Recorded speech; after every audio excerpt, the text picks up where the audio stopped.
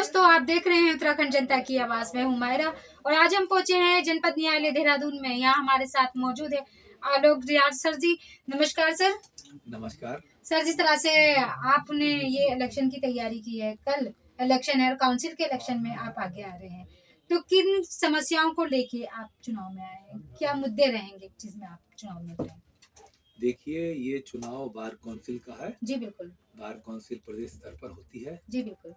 जिसका काम प्रदेश के अधिवक्ताओं की समस्याओं का समाधान कराना होता है। बिल्कुल सर, बिल्कुल। ये संस्था सरकार से तालमेल बना करके जी सर। अधिवक्ताओं के लिए पॉलिसी बनवाती है। बिल्कुल। तो मेरा प्रयास यही रहेगा, अधिवक्ताओं की जो समस्याएं हैं जी उनका सरकार के सहयोग से जी समाधान कराऊंगा, जी। जिससे अधिवक्ताओं की समस्याओं का निराकरण हो सके। सर, जिस तरह से देखा जा रहा है, यहाँ पर जो सबसे बड़ी समस्या बनी हुई चेम्बर की समस्या बनी है, क्योंकि मुद्दा जो बना हुआ है, क्योंकि चेम्बर के लिए हर अधिवक्ता परेशान है।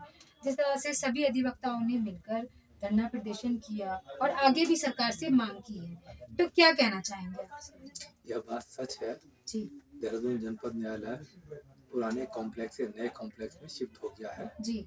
परंतु अभी तक वहां पर चैम्बरों का निर्माण नहीं किया गया है, बिल्कुल। जिस कारण अधिवक्ताओं को भारी असुविधा का सामना करना पड़ रहा है। जी अधिवक्ता अगर समस्या में रहेंगे जी तो न्याय कैसे होगा? जी भैया, अगर मैं इतनी दूर बैठा हूँ, सबसे दूर मेरा ही चैम्बर है, जी। यहाँ से वहाँ जाता हूँ तब पता चला कि डेट लग जाती है बिल्कुल। या मेरे खिलाफ ऑर्डर हो जाता है। बिल्कुल। अधिवक्ता सारे युवा तो है नहीं, जी कुछ बुजुर्ग भी हैं, बिल्कुल सर। किसी को हार्ट की तकलीफ है, किसी को शुगर की प्रॉब्लम है। बिल्कुल सर, बिल्कुल। ऐसे लोगों को इस तरह से दूर से जाकर के प्रैक्टिस करना, ये न्यायोचित नहीं है। जी जी और न्याय की जो परिभाषा ना बहुत विस्तृत होती है। जी सर। न्याय में प्रत्येक व्यक्ति का ख्याल रखा जाता है, ध्यान रखा जाता है। और कोर्ट जो बोलते हैं जी उसका अधिवक्ता अभिनंग होता है। जी बगैर अधिवक्ता की कोर्ट की कल्पना साकार नहीं होती है। जी सर। तो मेरे को अगर बतौर काउंसिल सदस्य कार्य करने का मौका मिला जी तो मेरी प्राथमिकता रहेगी जी अधिवक्ताओं के चैम्बर के निर्माण का जी। निराकरण इस समस्या का करा सकूं। सर, जिस तरह से जूनियर यहाँ पर अधिवक्ता आते हैं और नए होते हैं, उन्हें सीनियर के सामने यहाँ पर सुनने में आता है थोड़ी प्रॉब्लम आती है और कुछ कुछ दिक्कतों का सामना करना पड़ता है, तो क्या लगता है आप सारे जूनियर अधिवक्ताओं के लिए क्या कहना चाहेंगे? देखिए, आप कोई भी व्यापार करते हैं, जी वकालत को छोड़े अगर, जी। तो पहले आपको उसमें बहुत बड़ी पूंजी लगानी पड़ती है। बिल्कुल सर। ये एक मात्र ऐसा व्यवसाय है जी जिसमें आपको पूंजी लगानी होती है, जी।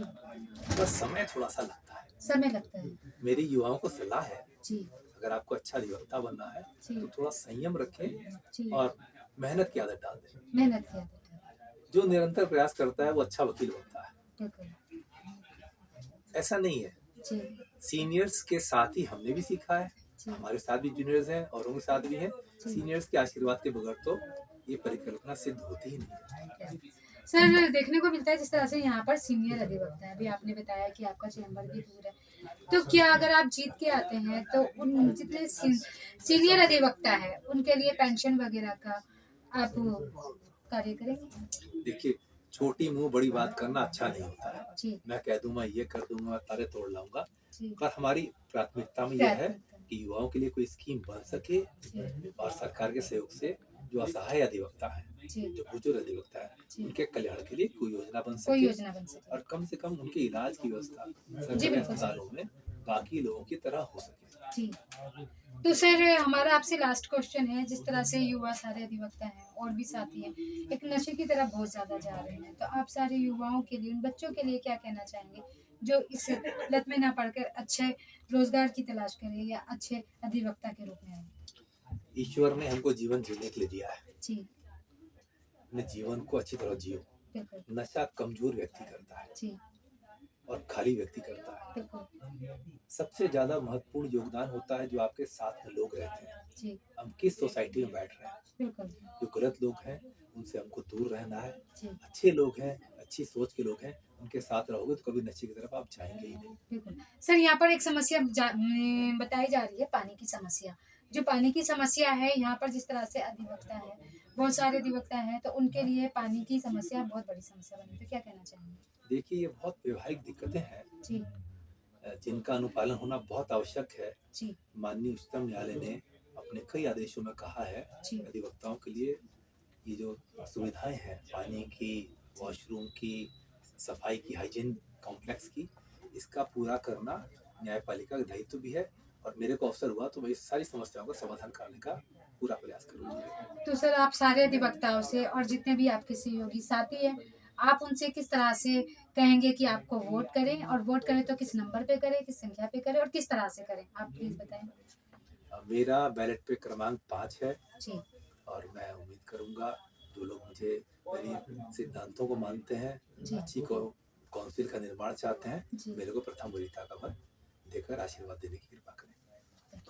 दोस्तों जिस तरह से आप देख रहे हैं आलोक सर हमारे साथ में मौजूद है और साथ ही अभी जो उन्होंने अपने विचारों में बताया है कि सिद्धांतों के बारे में भी बताया है और सारी चीज़ों के बारे में बताया है, तो मैं भी सारी जितने भी अधिवक्ता हैं उनसे अपील करूंगी, सर के साथियों से अपील करूंगी कि सर को वोट दें और बहुमूल्य वोटों से जिताएं, क्योंकि सर आगे आएंगे, कर्मठ ईमानदार हैं, तो बार काउंसिल के लिए बहुत अच्छे के साथ साथ अच्छे विकास के कार्य सारे अधिवक्ता के लिए होंगे। तो मैं सर का धन्यवाद करूंगी, उन्होंने हमें अपना कीमती वक्त दिया। धन्यवाद सर। नमस्कार, धन्यवाद। Thank you.